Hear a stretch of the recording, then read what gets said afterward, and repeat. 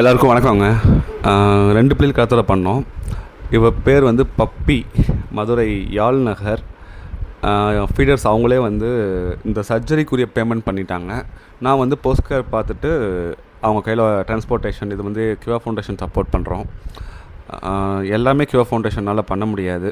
ஏன்னா அவ்வளவு economical pressure வந்துச்சுன்னா சுத்தமாக எதுவும் பண்ண முடியாமல் போயிடும்.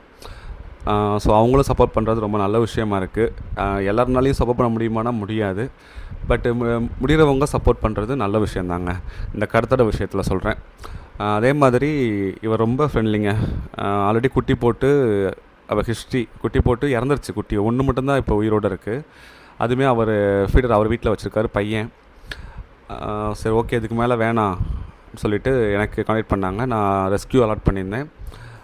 போய் கொண்டு போய் ப்ராப்பராக சர்ஜரி முடிச்சுட்டு 91 வேக்சின் போட்டாச்சு, ரேபிஸ் வேக்சினேஷன் போட்டாச்சு, காது கட் பண்ணியாச்சு. முடிச்சுட்டு என் செல்டரை கொண்டு போய் ஒரு 5 days or 7 days post care பார்ப்பேன்.